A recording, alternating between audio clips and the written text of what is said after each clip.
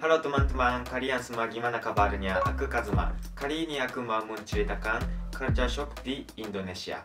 Sebenarnya aku pernah tinggal di Indonesia kira-kira 7 bulan. Waktu itu aku mengalami culture shock di Indonesia.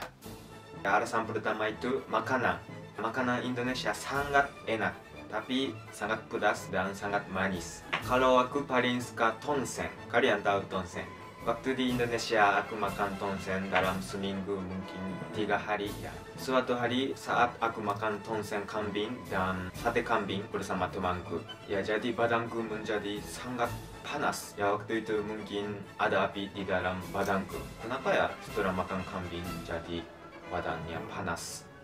Aku kaget sekali. Dan makanan Indonesia sangat pedas dan sangat manis. Ya aku suka makanan Indonesia yaitu tonsen, rendang, Indomie, dan masih banyak lagi. Tapi bagi orang Jepang belum terbiasa, jadinya sakit perut. Ya karena kebanyakan makanan Jepang itu rasanya ringan, ya sering pakai sayur dan ikan dan sebagainya. Ya seperti itu. Tapi di Indonesia sering goreng namanya gorengan. Waktu di Indonesia aku menjadi berteman dengan toilet. Ya temanku juga ya itu orang Jepang. Tapi dalam sebulan aku terbiasa. Ya mantap makanan Indonesia. Di Jepang juga aku sering makan Indomie dan sering pergi ke toko makanan Indonesia. Ya alasan kedua orang-orangnya. Orang Indonesia ramah sekali dan sering senyum ya seperti itu. Nah,違う。Misalnya waktu aku masuk angin di Indonesia, ya orang Indonesia memberikan obat dan membawakannya untukku. Ya ada lagi mereka membawakan jus dan makanan dan lain-lain juga loh.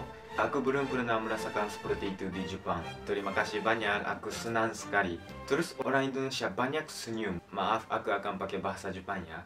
Indonesia に行く前に悪いことがあって、僕が悪いんですけど、人に騙されて少しお金盗まれたりとかで、アルバイトだったんですけどちょっと問題があってみんな辞めたりして、で結構そういうことがあったんですけど、インドネシアに行ってすごい笑顔がたくさんあって、高校で働いてたんですけど、siswa siswiが先生、いやaku dipanggil先生ya waktu itu、先生ダダ先生ハローとかフォトフォトとか、インドネシア人にもなんでそんなに笑顔が少ないの、もっと笑いなよとか、そう笑顔笑顔って言われて、でガパパガパパティダパパって言われて、でどうして僕はあんなことですごく悩んでたんだろうって思って、それでインドネシア人にすごい助けられました。はい、本当にありがとうございます。めっちゃ嬉しかったです。だからインドネシアとかインドネシア人がとても好きになりました。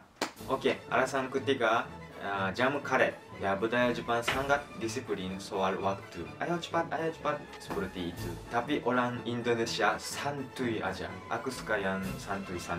Life is santuy. Kalau dalam bahasa gaul, sans gitu. Misalnya ada rencana. Rencananya itu bertemu jam 6 pagi di sekolah. Ya waktu itu aku datang ke sekolah jam 6 kurang 2 menit, 5 時58 分. Ya aku pikir, aku terlambat, tapi tidak ada orang di sana. Ya aku kaget sekali. Ya tapi aku sudah terbiasa dengan budaya itu. Ya aku juga mau santai di Jepang gitu, tapi tidak bisa karena budaya Jepang sangat keras. Help me.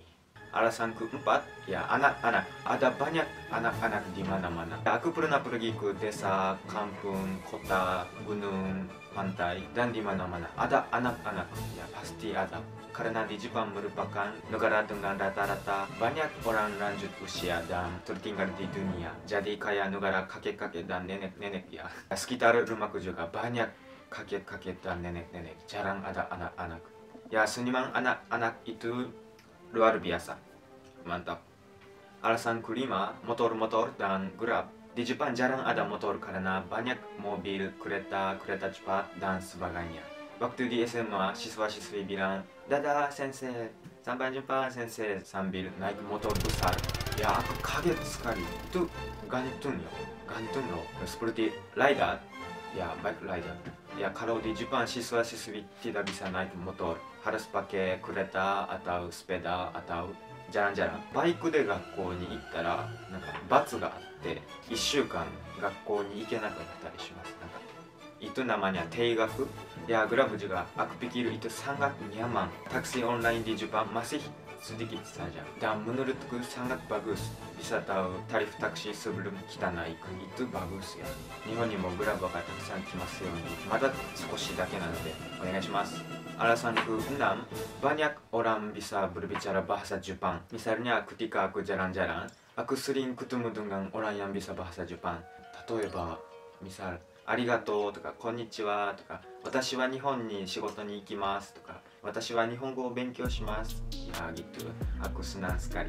Makanya aku mencoba untuk tidak menggunakan bahasa Jepang yang buruk di Indonesia. Kalau aku pakai bahasa Jepang yang buruk di Indonesia, mungkin orang Indonesia bisa paham deしょ. Ya karena aku tinggal di Osaka. Orang Osaka pakai dan dialek Osaka. Ya dialek Osaka itu paling keras di Jepang. Ya seperti apa ya? Mato. Ya, だからmungkin orang Indonesia kaget sekali. もし私を見たら日本語で話してください。インドネシア語まだ少ししかできないです。お願いします。Oke, video hari ini selesai sampai sini. Ya, mungkin aku akan bikin video tentang vlog dan budaya kehidupan seperti itu. Kalau tertarik, tolong lihat video saya. Ya, aku senang sekali. Ya, terima kasih sudah menonton video saya. Sampai jumpa lagi. ありがとうございます。